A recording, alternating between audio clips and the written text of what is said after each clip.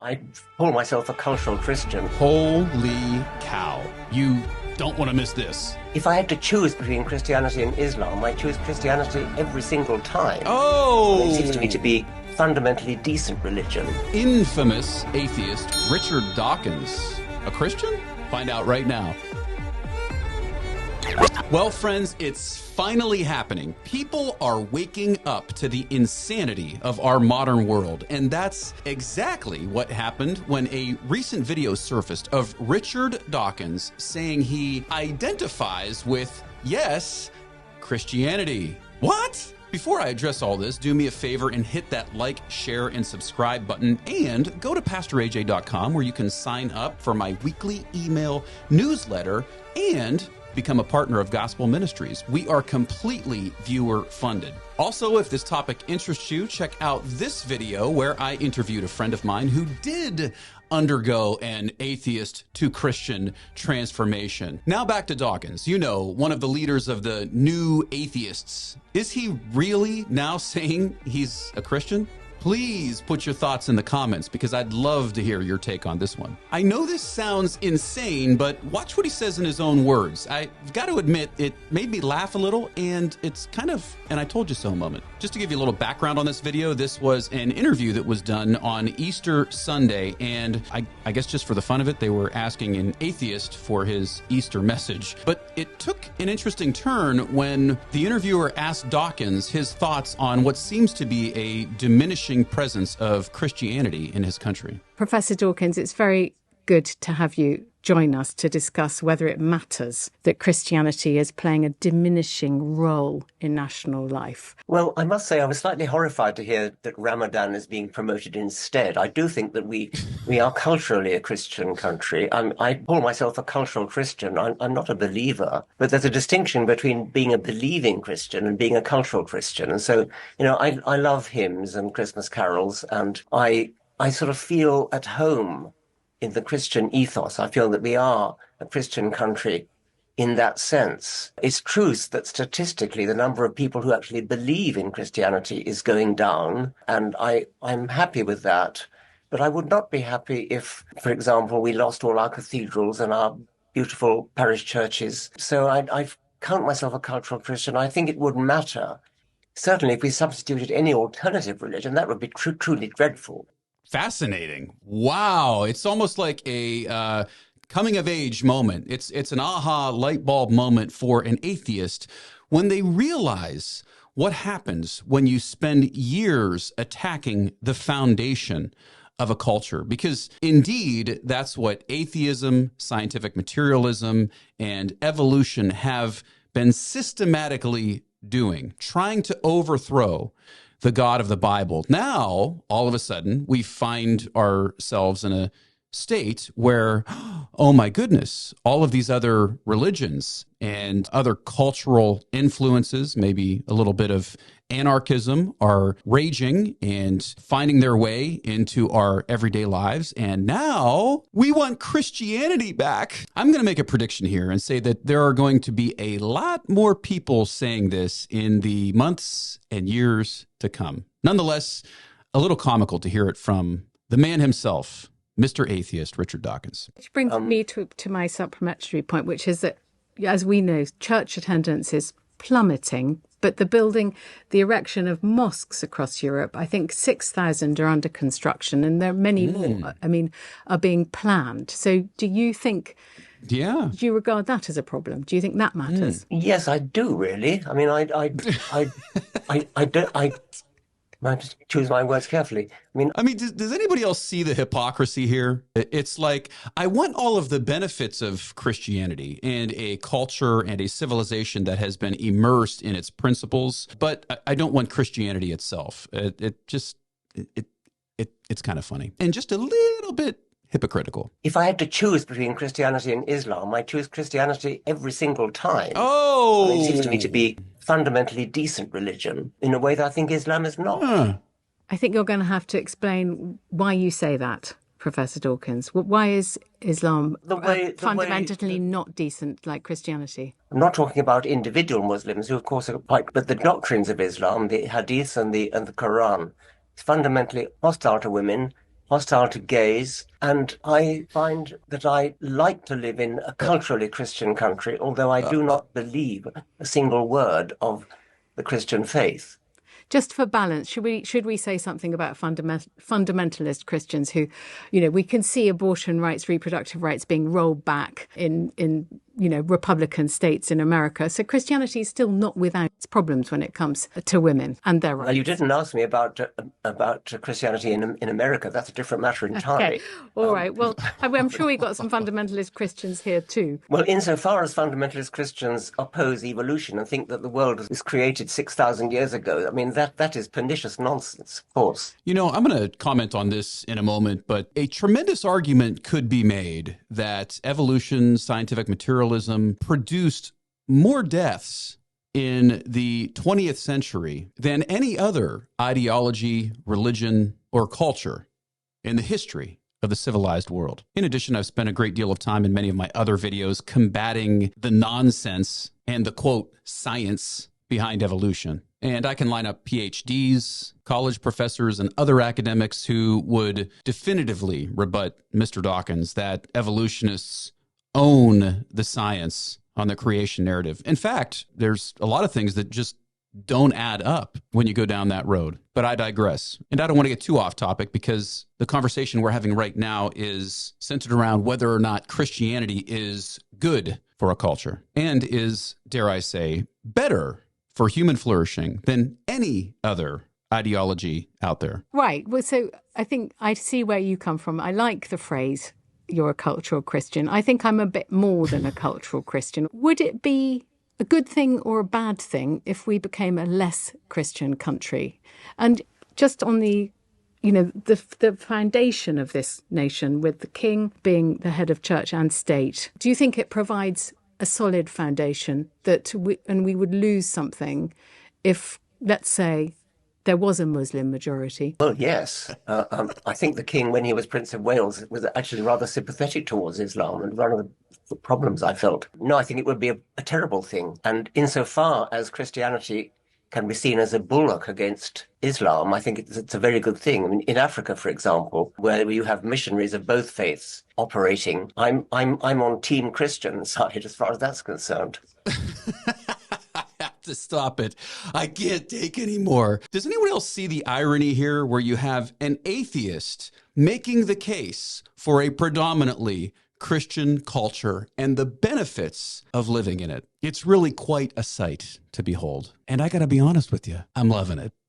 It's interesting because I sort of thought that you would be more of a Hitchinite, God is not great advocate. But it's interesting to me that you see the value and the force for good of the United Kingdom having a Christian foundation. Yes, but I must emphasize that I think that the things that Christians believe are actually nonsense. Were you pleased that Rishi Sunak talked about Christian values in his... He said Christian values are British values in his Easter message. You seem to be on the same page. Yes, I didn't hear that. But that's what he said. Yes, I suppose so. But I don't want to be misunderstood. I mean, I do think it's nonsense. But the Christian belief... I don't think anyone's being misunderstood here. I think we're seeing this for what it actually is. I mean, today is Easter, and of course I don't believe that Jesus rose from the dead, and I don't believe you do either. Do you? Looks like you got to. Do I believe that Jesus rose from the dead? I mean, you're really putting me on the spot. I would like to believe he did. Yes, I mentioned the resurrection. Different. Does it matter? I'm going to ask you again, if Christianity is a minority religion in this country. I think it matters from a cultural point of view. That's a very clear answer from you, Richard Dawkins. Thank you so much for joining us, renowned evolutionary biologist, author of The God Delusion. So let's break this down for a minute, because of course this man did not suddenly have a revelation of faith. I mean, he says as much. Though I certainly pray for this in his future, and there will be a day at the judgment where I think he'll believe. There's something else at play here. For years, people have suggested the alleged collapse of Christianity in the West. And though I think this idea is overrated, nonetheless, Islam and anarchy are overrunning Europe. And I think things are getting a little hot under the collar for many who are waking up to the incredible freedoms they enjoy in a Christian community. This is the case with Dawkins. And oh how telling it all is. Here's 4 reasons why. First of all, in my opinion, the idea of atheism is a myth. In fact, if you think about it, evolution and scientific materialism, these ideas that basically our modern Western world is kind of founded upon today, they are actually just neo-paganism, or they at least set the stage for neo-paganism. And I say that because they actually come with their own mythologies about where we've come from and about where we're going. They also carry with them a sense of morality. Yes, it's starkly different from a Judeo-Christian biblical morality, but it is a morality. All of the tree huggers out there and all of the people who think that it's far more wrong to take away a woman's right to choose than it is to take the life of an unborn, innocent child in the womb. So yes, there is a morality involved. Yes, there is a mythology involved. And I would use the word mythology because much of what they claim isn't based on science. It is based on assumption. I also find it interesting that in today's world, paganism, yes, you heard me right, paganism has been on the rise for several decades. And honestly, I don't think it's a coincidence, because when you undercut the biblical narrative and you tell people that there wasn't a global flood and God's judgment and Jesus wasn't raised from the dead, all it does is open the door for other demons to come in. In fact, if you haven't already watched my most recent video where I interviewed filmmaker Tim Mahoney, he actually brings this topic up, and I find it kind of interesting that in recent years there has been an explosion of storytelling, in the last several decades, where they've come up with all kinds of new narratives and different sci-fi epics and things like that. Things that people believe will be our future, even though they are completely fictional. Now, I'm not saying I never watch Marvel movies, but what I am saying is that maybe some of this reemergence of the supernatural and superheroes and superpowers and things like that is the supernatural realm trying to break back in. It's interesting, at the very least, to see what's happening, while at the same time, the culture is pushing the one true narrative and those who believe in it into obscurity. Point number 2, atheism, scientific materialism, and evolution. These are, Dawkins' preeminent worldview. These items, these things, these principles are based on nothing and have no creative power. In fact, I think one of the things that we're seeing in our culture now is that they've only had the power to destroy, not to create. One of the biggest myths that people have about Christians and about people who believe in a Christian worldview, a literal interpretation of Genesis and other Bible passages, is that they're not capable of making contributions to the scientific community. And that's kind of funny, because everyone before, what was his name? Charles Darwin popularized the ideals of evolution. Everyone was Christian. All the scientists were Christian.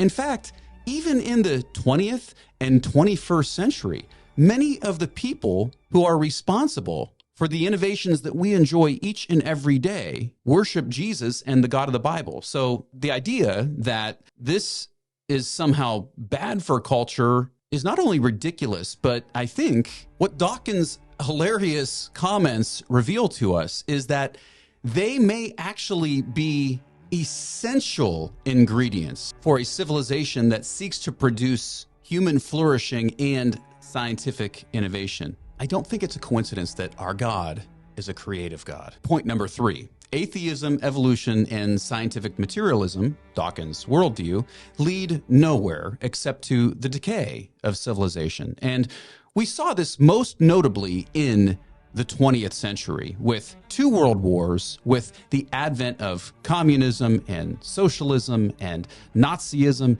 and other kinds of isms that created more human death than in any other time in human history. All the while saying that religion and Christianity has had a bad influence. I mean, that's the narrative that people are propagating today, right? It's that Christians are bad. It's that our book is flawed. However, I think history paints a different picture. Can't we say that the world we've inherited is in large part, regardless of your beliefs on religion and or Jesus, the culmination of an inherently Christian ideology? This ideology paved the way for what we called the scientific revolution and the Age of Enlightenment. The ability for us to have civilization and to treat all humanity, which the Bible says is made in the image of God, with respect and dignity. These were things that our country in America was founded upon. These ideas are essential for human beings to get along, to have respect, and to have dignity. And again, I know I keep coming back to this, but I'm just loving hearing an atheist admit all of this. So please realize you don't have to take my word for it. I'm not just a religious zealot. You can take this straight from the mouth of the atheist. And finally, point number 4, and potentially my most biblically biased statement that I'm going to make, that is, rejecting Christianity will bring God's judgment and open the door for other religious groups to have dominance in the world. Just think for a moment about the things that an atheist is saying about his own country and community, that many mosques are being built, that he would rather live in a Christian culture. What has been happening in the West for the last 150 or 200 years? We have been systematically tearing down the things that made us great, the things that brought about our prosperity and our dominance on the world stage. Back in, about 2010, China actually did a study on why is it that Christianity seems to bring flourishing to civilizations. I think a better question might be, why is it that we're trying to destroy the very thing that made us prosperous? Nonetheless, we see these things at work every single day, and it's reached a bit of a boiling point. If you're like me, you look out there and you really get concerned at what's happening in your community, in your school systems, and you don't know what to do about it. I know what the culture needs, and the Bible tells us. The Bible gives us an answer. There is one way of salvation. There is one path. And when we look to that path, the good news is He will forgive. Jesus will heal. He is able to solve all of these problems that we're currently experiencing, and He can do it in a moment's notice. But we can't keep pushing Him away. It only opens the door for other demons, other religions to come in. That's what we see happening, and that's what I don't want to happen in this country. It's hard to see that the process that's working itself out right now won't ultimately work itself all the way out, because that's what sin does. That's what a rejection of God, a culture-wide repudiation of the Bible will do. But I know that the Lord can heal, and the Lord is willing to hear. So I want to encourage you to make that your prayer along with me, not just for our friend Mr. Dawkins, that he comes truly to see the light of Christianity, truly to see that it is Christianity and a culture based on these principles found in the Bible that have made Western civilization great, and that turning to the one true God will bring times of refreshing back again. But I want to encourage you to pray those same things for us as a people, culture-wide. If you live in some other Western nation, I want to encourage you to pray for the revival of the church, of the Bible in your nation. And I know that God is more than able to do all that we would ask of Him. God bless you, my friend. And again, don't forget to like, share, and subscribe. You can even send me a message if you'd like, especially if this video touched your heart in some way. I would love to hear about how you are growing in your own relationship with the Lord. So please don't hesitate to share. May God richly bless you, and I'll see you in the next video. Keep believing.